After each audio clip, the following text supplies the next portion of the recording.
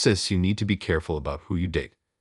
Okay, you're cute and have a great personality, but you're a little too easygoing and sometimes spacey. You could get taken advantage of by the wrong kind of guy. You know, you really think you should be with a loser like him. He's just a deadbeat, good for nothing in society. You should break up with him right away. I was dismissed by her younger sister and looked down upon as a deadbeat. Her voice echoed loudly across the floor, drawing the attention of everyone around us. Among them was the face of the hospital director, and I nervously scratched the back of my head, realizing I was in deep trouble. That was a real low point for her younger sister. My name is David. I have a medical license, but I've been out of the country until recently, so I'm currently not employed. Right now, I'm enjoying a relaxed, carefree life. Back when I worked as a surgeon at a university hospital, I was so busy I barely had time to eat or even take a break. Now I cherish the moments when I can enjoy a warm meal or sleep through the night in my own bed. Today, I had a long-awaited date with my girlfriend, Catherine. Catherine and I went to the same college. We first met on the day of our entrance exams when our seats happened to be next to each other. Even though it was such an important day, I had forgotten my eraser and was panicking. Seeing my distress, she offered me a brand new eraser she had as a spare, saying, "We both worked so hard to get here, right? We should help each other out at times like this. Please don't hesitate to accept." With that kind gesture, she seemed like an angel to me, and I began to fall for her. Luckily, both Catherine and I passed the exams and we reconnected at the orientation. She recognized me, and we became friends. From then on, my actions revolved around her.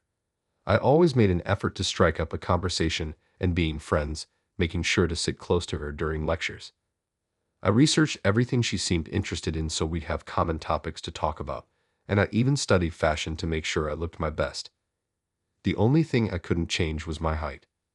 Of course, I didn't want her to lose interest, so I also worked hard academically. Thanks to my relentless studying, I was able to consistently achieve top grades in our class, and Catherine began to rely on me more and more. Then, during the summer of my sophomore year in college, on a trip night with my buddies, I managed to take her for a walk. It was a moonlit night, still a tad humid. The lodging was conveniently located just a short walk to the beach, so we headed towards the ocean on foot. The nighttime sea was in stark contrast to the bustling daytime.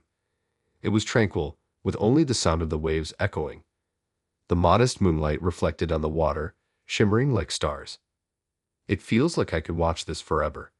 It's so mystical and beautiful," I said. I couldn't clearly see Catherine's face in the darkness, but I could tell she was probably smiling gently, and I felt an overwhelming surge of emotions. "Catherine, I love you," I said. I had thought of many scenarios for my confession, but when the moment came, it seems only cliché words came out. When I said those words, she looked at me in surprise. Her big eyes widened even more as she slowly brought both hands to her mouth. "Wait, David, really?" "Yes, it's true. I fell for you when you lent me an eraser during exams." "Please be my girlfriend," I said, bowing my head and extending my right hand towards her. It felt like an eternity, but it was probably only a few seconds. After a brief pause, when she touched my hand, I abruptly looked up. She seemed momentarily taken aback, but soon greeted me with a smile. "If you're okay with me, I'd love to. I've always admired how dedicated you are, David, and I thought you were cool." "Really?" "Yes, really. Let's make it work," she said. With that, she bowed her head to me. In return, I also bowed, and the two of us found ourselves repeatedly bowing, which became comical, and we shared a laugh. From that day on, we've been together. Over time, because we've been together for so long, our ways of thinking have become similar, and sometimes we're jokingly referred to as an old married couple. But I always find myself falling for Catherine all over again. Even today, seeing her happily holding a cup of hot chocolate, she looks so adorable. Her burgundy knit sweater, her black flare skirt, and her houndstooth scarf all fit her as if they were custom-made. Could it be that this entire world exists just for her? Maybe Catherine truly is a goddess. "David, what have you been up to since returning to the States?" After sharing most of my recent life, Catherine, tilting her head slightly, asked me that. Her gesture was as endearing as a small animal. I wanted to shout to the world how cute she is. Suppressing such thoughts deep within my heart, I answered nonchalantly, "Well, I haven't settled down yet, so I'll be living in a hotel for a while. Can't really splurge since I have no income. After all, I'm unemployed now." "You actually call yourself unemployed?" She laughed amusingly at that. I think her smile is a national treasure. No, a world treasure. I wish I could buy it with all my wealth. "I'm not working, so no income." As I made that self-deprecating joke, she laughed. "Such precious moments, I wish they could last forever. But life isn't always that kind." "Catherine." Suddenly, a voice clearly aimed at us rang out. When both of us turned towards the voice, a woman stood there with a stern expression. She came right next to the table where we were having coffee and started talking to Catherine. "Sis, what a coincidence. A date?" "Oh, Heather. Truly unexpected." "Yes, we're on a date right now. This is David." "David, this is my younger sister, Heather." "Your younger sister? Nice to meet you, Heather," reaching out to shake her hand. She openly looked at me with disdain and ignored my gesture. "Ha, she's ignoring me. What should I do with this outstretched hand?" "You need to be careful about the men you date. You are pretty and have a good personality, but you're a bit naive. It would be trouble if you were deceived by some shady guy." "What? David is not like that. I overheard your conversation earlier. He's unemployed and has no income, right? He's not even handsome and is short. I don't get why you're with him." "That was just a joke, you know. He's actually. Anyway, I will never accept him. I'll do everything I can to interfere. I have an appointment, so I have to go. Goodbye." Saying this, she glared at me and left the cafe. She had a takeaway coffee in hand, so she must have just stopped by for a moment. Her fast-paced walk seemed courageous. Heather can be a bit strong-willed, but she's very talented. She's younger than us, she gets good grades, and she's starting her internship at a university hospital next week. "Oh, I see. Considering she's younger than us, Heather must be a medical student. You two seem close." "We are. She's my adorable little sister. I'm sure the misunderstanding will be cleared up, so please get along with her." I nodded at her cheerful demeanor. It felt like I was looking at the Virgin Mary, or so I naively thought. A few days after my date with Catherine, I had a reason to visit the university hospital where Catherine works. I used to work here, and to add to that, I graduated from the affiliated college of this hospital. It feels like home to me. My business was over quickly, and as I waited in the elevator lobby, thinking of seeing Catherine and heading home, a group of individuals in white coats approached from behind. It seems they were medical interns with their supervising doctors. I recognized some of the doctors, but among the interns, there was one familiar face. She noticed me and exclaimed, "Oh, why are you here?" The one pointing and shouting at me was Catherine's younger sister, Heather. Pointing at someone is considered rude, I thought, trying to muster a smile. I couldn't tell her the real reason I was here, so as I was thinking of a way to sidestep the question, Heather continued to rant. "Did you come to see Catherine? What are you, a stalker? Jobless, ugly, and a stalker. How low can you go? I won't let you near her, you criminal." "Hey, calm down, Heather. Don't call me by my name just because my sister is kind and can be easily deceived. It doesn't mean she's calling for a man like you. Just go home and be jobless. My sister deserves someone smart, hiring, tall, handsome, kind, and capable of doing house chores. The exact opposite of you." "Hey, stop it, Heather. This man is. Stay away from my sister. If you keep hanging around, I'll call the police." "Oh, I don't have my phone because I'm on duty. Is this your doing?" "What are you talking about?" "Heather, calm down, please. You seem really confused." One of my former colleagues, a doctor, tried to intervene, but Heather kept glaring at me. "Look, this man used to be Dr. Abbott, a surgeon at this hospital." "What?" The doctor. Heather looked back and forth between me and the former colleague, surprised. "But didn't you say he was jobless and had no income?" "Well, I had just returned from Germany and haven't settled into a job yet, so technically, I was without an income at that time. But even if you had a medical license, if you didn't have a job, you were unemployed, right?" "That's true, but David will be rejoining our staff as of today," said the person emerging from behind. It was the hospital's director, an elderly gentleman with a laid-back demeanor, who handed me a paper while smiling. "David, you left this behind. Here's your appointment letter. See, it's dated today for your return to surgery. The intern should remember his face. He's a brilliant surgeon who has pulled off numerous complex surgeries. Watching him operate is a great learning experience. Indeed, the reason I came to this university hospital today was to work here again. Director Johnson had graciously sent me off to Germany and ensured I had a place when I returned. The director always believed in my skills and tolerated my whims, but I owe a lot to Director Johnson and need to repay those favors. Hey Heather, you want to be a surgeon, right? You'll be owing a lot to him. Better thank him now while you can, said the doctor standing next to Heather, patting her shoulder. Heather, in shock, murmured, I can't believe it. Well, it can't be helped. I hate to say it about myself, but I kind of look unreliable. Some even say I look just like a student. But no matter how good a surgeon he is, he's been neglecting my sister for so long. I know Catherine's been lonely, so I wanted to see what kind of guy her boyfriend was and followed you. And you seem so unreliable. I've been neglecting Catherine. It hurts when she says that. Heather probably loves her sister Catherine very much. That's why she's so aggressive towards me. If her sister's seemingly neglectful boyfriend turned out to be unemployed, it would make sense for her to be upset. After all, I was the one who convinced Catherine to stay behind while I went to Germany alone. But just as I was about to speak, a chime different from the usual announcement in the hospital echoed throughout. All the doctors present turned pale.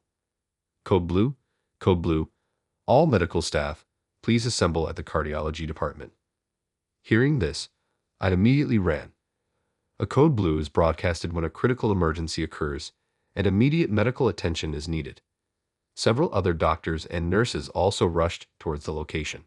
Of course, I wanted to save a life, but I was also filled with a bad premonition. Catherine was visiting the hospital today for a regular checkup because of her heart condition. I thought I'd see her after finishing my own tasks since medical exams usually involve a lot of waiting. Catherine has a rare heart condition, so she needs to go for regular checkups. There are many patients at the university hospital, so I was hoping it wasn't her. Even though I felt that way, the nagging feeling wouldn't go away. And as it turned out, my hunch was spot on. Catherine. Hang in there, Catherine. It was undoubtedly Catherine that the nurse was desperately performing CPR on. She had a ghost white face with her eyes firmly closed. She seemed utterly worn out, and her breathing appeared quite labored. Catherine, what happened? I asked a nearby nurse about the situation. She collapsed suddenly after her examination. We've been performing chest compressions for the past 2 minutes. Asterisk, asterisk, the AED is ready. Got it, let me take over. Please, asterisk, asterisk. Asterisk, asterisk, do Catherine, wake up. Asterisk, asterisk, I took over the CPR from the nurse and kept calling out to her, but there was no change in Catherine's condition. The medical team was bustling around us. It's all to save a life, my sister.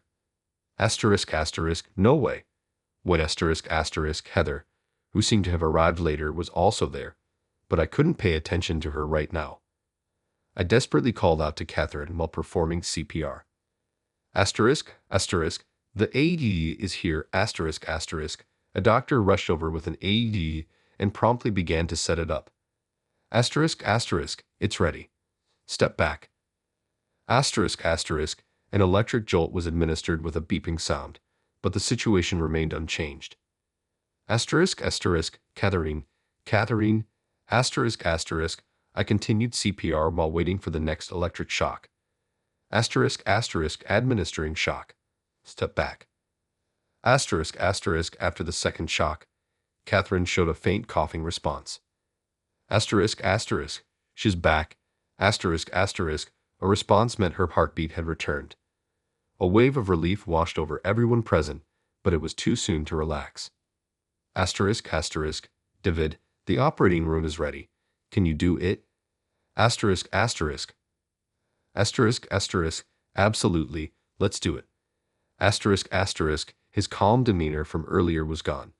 The serious expression came from Director Johnson, the hospital director. Director Johnson was aware of Catherine's condition and had allowed me to continue my medical duties while also treating her. He consistently updated me on the progress of her condition and her test results. Of course, we'd obtained her permission first. Catherine's condition was rare in the States, so it was largely unclear how to treat it. The only treatment was symptomatic, and it was agonizing to just watch her heart weaken over time. She had accepted her illness and merely offered resigned smiles. Then I found a paper from Germany detailing similar cases that had been completely cured with surgery. It was a ray of hope for me. If there was a chance to cure Catherine's illness, I'd do whatever it took without a second thought. I reached out to a hospital in Germany, and in no time my trip to Germany was set. However, Catherine was hesitant. Asterisk, asterisk, I appreciate your feelings, David, but I might not have much time left. It'd be too lonely without you by my side. I don't want to be alone. Please stay with me. Let's create a few more memories. Asterisk, asterisk. Asterisk, asterisk. I wish you wouldn't say that. You mean everything to me, and without you, my life would be pointless. So please, I'm begging you, don't give up on your life. You're a doctor, right? Doctors shouldn't give up on lives. I promise I'll save you. Just hold on a little longer. Please stay strong for me. Asterisk, asterisk. After an emotional exchange filled with tears, Catherine finally relented. She recognized my medical skills and achievements. She said she believed in me. Asterisk, asterisk. David, I'll be waiting. I believe in you. Just hang in there.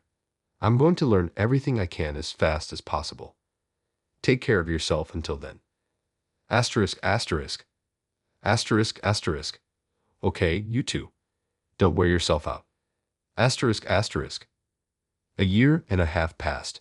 It took longer than I'd anticipated, but I gained surgical experience in Germany and conducted research on some cases. With newfound confidence in saving Catherine's life, I returned to the States. Asterisk, asterisk, what do you mean surgery? Is my sister really that bad? I thought she was just feeling a bit under the weather. Asterisk, asterisk, pushing through the crowd. Heather approached me. Heather looked pale, on the verge of tears, understandably so given her beloved sister had just suffered a sudden cardiac arrest. Asterisk, asterisk, she probably didn't want to worry you, so she didn't tell you everything. I believe she had faith that she'd get better. Don't worry, I'll fix this. That's why I went all the way to Germany. I didn't cross the ocean just on a whim. Asterisk, asterisk, the words I told Heather were also reminders for myself. Asterisk, asterisk, I want you to contact your parents. It's all right. How can a doctor not believe in the vitality of a patient? Your sister Catherine, she's strong, right? Asterisk, asterisk. Asterisk, asterisk. Yes, I know that even without you telling me, my sister won't be defeated by this. I trust you. Please save her. Asterisk, asterisk. Asterisk, asterisk. Yes, I'll definitely save her. Asterisk, asterisk. With determination in my heart, I hurried to the operating room. I went through my pre-surgery routine, calming my nerves, changing, wearing a mask, washing my hands. I double-checked all the essentials and looked over the medical staff. Let's begin the surgery. The operation took a long 10 hours, but it was successful. A few weeks after the surgery, I peeked into Catherine's room. There was Heather, dressed in casual clothes, chatting away happily. Catherine, how are you feeling? I'm recovering very well. Everyone's been kind, and it's comfortable. It's just a bummer I can't walk around much. Well, your heart did stop once. Just bear with it for a bit. By the way, Heather, are you taking a break from your training? I'm off today. I'll be in surgery from tomorrow. Take care, big bro. It seems like her perception of me has changed since that incident. She appears to appreciate me more. Moreover, she has started coming to me with questions about her training. Our communication has improved, and I'm relieved. I'm getting thirsty. The only place to get a drink is the convenience store downstairs. It'll take a while, but I'll go get something. You too, take your time, Heather said, exiting the room with a mischievous smile. I couldn't help but smile at her casual thoughtfulness. Having nothing pressing to attend to, I took a seat next to Catherine's bed. There were moments I thought things might go south, but I'm glad. It's all thanks to you, David. From the day we first met during our exams, when I only lent you an eraser, to now saving my life. If it weren't for you, my life would have been entirely different. Thank you. Saying this, Catherine took my hand. Her hand felt warm, a reaffirmation of life. I felt a surge of happiness and gently squeezed her hand in return. If it weren't for you, Catherine, I wouldn't have been living my life this passionately. Whether it was college studies or becoming a doctor, I pushed through wanting to impress you. You're the driving force of my life, so we both can't do without each other, huh? Yeah, please it along. You too, David. We laughed together. Later, Catherine made a full recovery and returned to work. She consults her health but lives each day at her own pace. The beautiful and kind doctor is popular in the outpatient department. As always, Heather is diligently working on her medical training. She was inspired by Catherine and chose the path of becoming a doctor. She's hardworking and seems to have a knack for it. However, she still tends to jump to conclusions, and there's room for improvement. I genuinely hope she does her best. As for me, my days are packed. Director Johnson had facilitated my trip to Germany. In return, he often hints at that favor, keeping me on my toes. Well, I do feel indebted and want to repay the kindness. Despite the ups and downs, I'm glad I never gave up my determination, which even took me to Germany.